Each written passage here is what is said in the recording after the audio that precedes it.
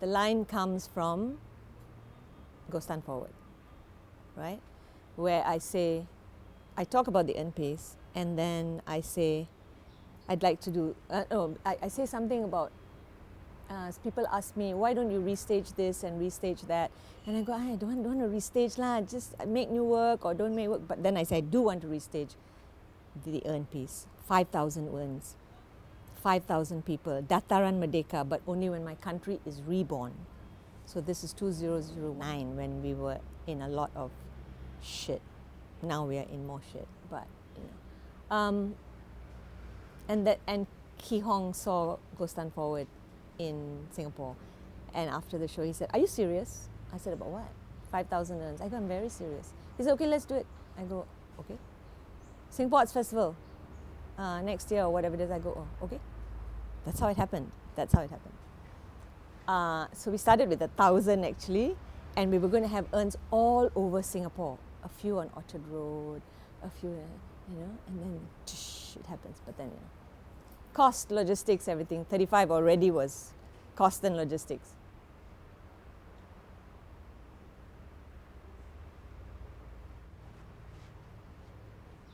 Not easy. Not easy, I must say. So there were 4 directors, plus Anne and me. And each director had their own group. And the plan was that they would each rehearse. So we watched the video and we talked a lot about it. And we talked about all these things that I mentioned, you know, that, okay, there are these markers which must happen, and then in between, you know. But at the same time, I had invited 4 directors who are experienced directors and, you know, clever people. So I didn't want to, you know, rein them in too much. So I wanted them to also have a bit of a free hand to take the piece, because the idea was not to create Urn Piece again. You can't do it. It's with 35 people. So each director would work with that, and then Anne and I would go down weekends and watch. And some of it, you know, I would watch and go, yeah, fine. But some of it I go, oh, this is not working, you know, like this just doesn't go. These movements are too angular, they are too, they just, and so a lot of negotiation, some friction, yeah, you know, to find that final. And in the final analysis, I mean, I think Dream Country was just quite spectacular. But in the final analysis, that if somebody said to me, okay, change what you want to change, there are things I would change. There are some things I would change. But because there's 35 people and there's so much going on, it's okay lah, because the things that kononnya I don't like, they meld into the work or they stick out like a sore thumb, but it's okay. You know, life is like that. Everything does not, all the pieces of the jigsaw do not have to fit perfectly. There can be some odd pieces, especially in a piece like Urn Piece.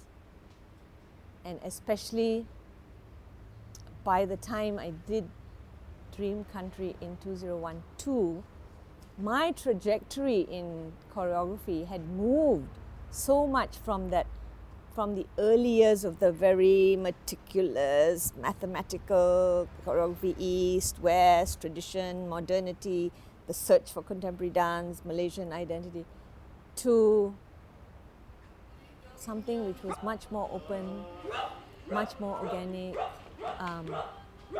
Come and play in my show. Bunga Manga was all about come and play in my show. 2-minute solos was come and do your own thing. I'm not going to direct you. Here's a space. Here's 2 minutes. You do what you want to do. I'm not going to direct you. I'm not going to censor you. You do what you want to do. Was it my show? No. Was it my frame? Yes.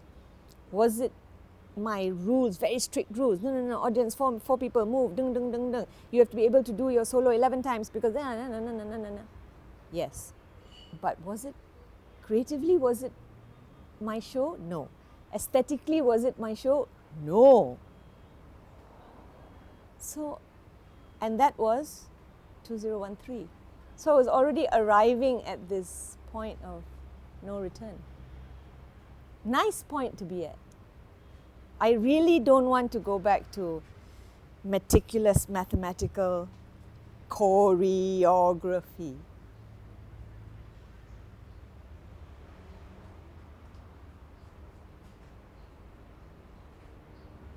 The process was the 4 directors could invite people in, choose people they wanted to, and or have an audition. They were free to do that. So they picked, they had auditions, there were open auditions as well. And so we got the range. We got beautiful dancers, then beautiful theatre performers like Karen Tan and Jean and Sharda and all these like stars. And then we had this woman who was 58 years old, thin, wiry woman, and she was a balloon artist. She came for audition.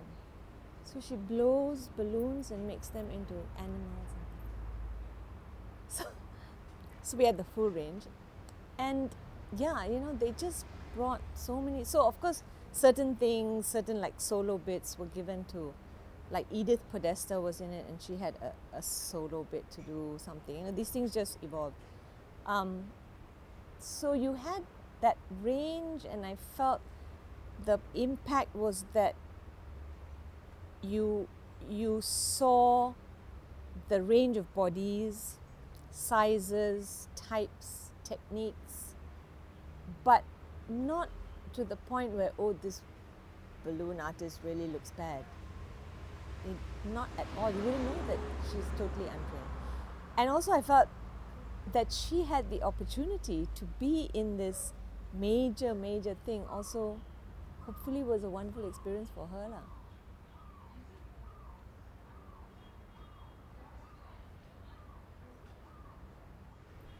I mean, Dream Country was a dream lah. I had a dream team, you know.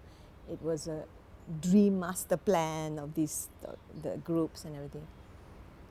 Opening night, just as it started to end, it started to drizzle. And most of the audience just sat, some were opening, you know, their umbrellas, and I was standing, and Natalie was next to me, and one of the directors. And this thing, and then the lighting, and then the fine drizzle, you know, and I'm looking at it going, okay, now's a good time to die. Now is a good time to die. It's not gonna get better than this. In my head, I didn't say it, I was thinking. And at the same time, Nat leans over to me and says, art does not get better than this. And then I say to her, and can I please die now at this moment, you know?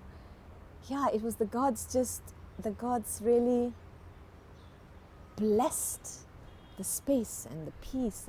And it was not a smooth journey. One person cracked her foot and had to be rushed to the hospital. And I was looking after Mum, and it was not a good time for Mum. And every trip to Singapore was so stressful for me. Plus, I had to do Go Stand Forward, which is not the easiest thing in the world, 90 minutes of me, myself, and I. So it was a very stressful time for me in terms of what was happening at home.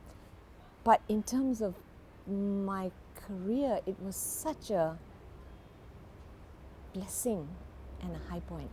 Yeah.